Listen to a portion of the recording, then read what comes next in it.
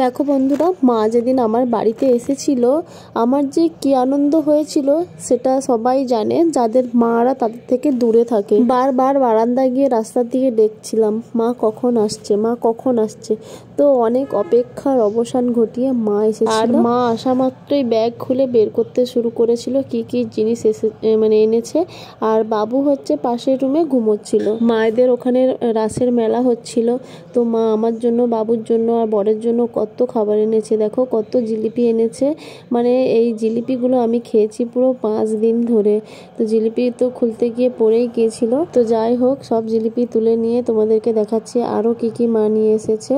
এই দেখো ব্যাগের মধ্যে কদমা এনেছে। আমি বলেছিলাম কদমার কথা মাকে, তো মা কদমা এনেছে। প্রায় 5 বছর আমি রাস দেখিনি আর কদমাও খাওয়া হয়নি অনেক বছর।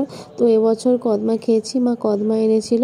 আর একটা প্যাকেটের মধ্যে গুড় নিয়ে এসেছে, খেজুর গুড়টা। গুড় দিয়ে রুটি খেতে ভীষণ ভালোবাসে, তার জন্য মা গুড় এনেছে, অনেকটা গুড় এনেছে। আর ওই ব্যাগটার মধ্যে দেখছো যে গজা, বাবুর জন্য গজা এনেছে। আর এটা হচ্ছে ছোলা ভাজা, তার সঙ্গে একটা ওই বাদামের পাটালি টাইপের হয়, তো সেটা নিয়ে এসেছে। খেতে খুব ভালো লাগে, এটা আমার ভীষণ প্রিয়। আর তোমাদের দাদাভাই ছোলা ভাজা খেতে ভালোবাসে বলে ছোলা ভাজা এনেছে, অনেক ছোলা ভাজা এনেছে। ছোলা ভাজা আমি কিনি মাঝে মাঝে, কিন্তু মা নিয়ে আসলে, মা যখন নিয়ে আসে একসঙ্গে অনেক ছোলা ভাজা এনেছে। ছোলা ভাজাগুলো দেখো কি সুন্দর ফুটেছে। তারপরে এটা আরেকটা বড় ব্যাগ, এই ব্যাগটা মা তো নিয়েই আসতে পারেনি, আমি নিচে গিয়ে তুলে নিয়ে এসেছি। তাহলে ভাবো মা কত কষ্ট করে অত দূর থেকে এসব বয়ে নিয়ে এসেছে। আর এই হচ্ছে আমাদের গাছের বাতাবি লেবু। আমি বলেছিলাম মা আমি বাতাবি লেবু খাবো, তো গাছে আর একটাও বাতাবি নেই, এটাই শেষ বাতাবি আমার জন্য বাঁচিয়ে রেখেছিল।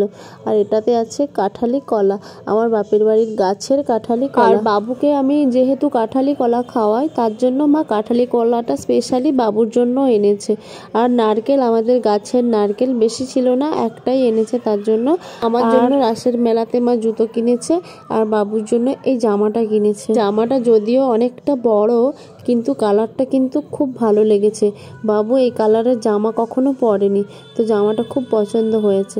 আর আমার জন্য দেখো শাড়ি এনেছে, একটা ছাপা শাড়ি। যখন নিজেদের জন্য কিনতে যাই সবসময় আমার জন্য নয়, বাবুর জন্য একটা করে হলেও কেনে। বাবু ওইদিকে ঘুম থেকে উঠে গিয়েছে মায়ের আওয়াজ পেয়ে।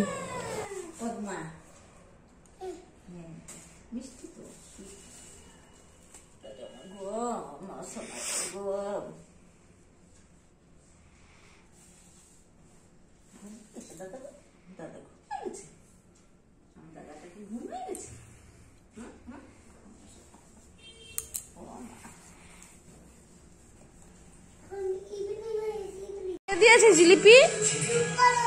কেন? আমাকে একটু জিলিপি দাও। কে দিয়েছে?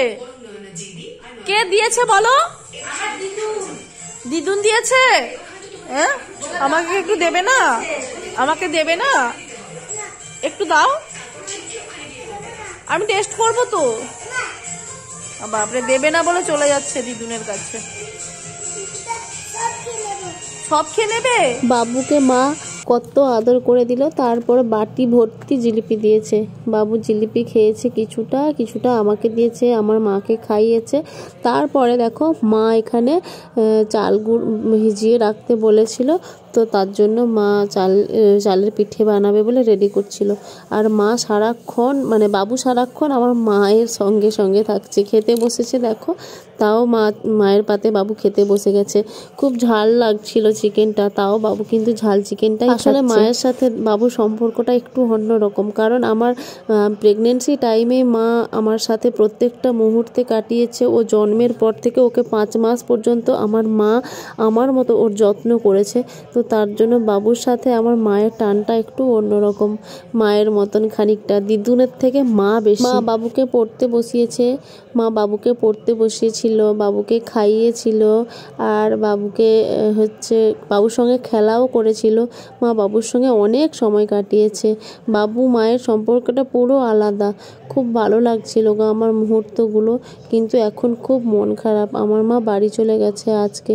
তো ভিডিওটা তোমাদের আমি এই জন্য আজকে আপলোড দিচ্ছি। মনটা খুব খারাপ লাগছিল আমার, ভিডিওটা আপলোড করতে করা হচ্ছিল না কয়েকদিন থেকে, এডিটই করতে পারিনি, তার জন্য আপলোড করতে পারিনি।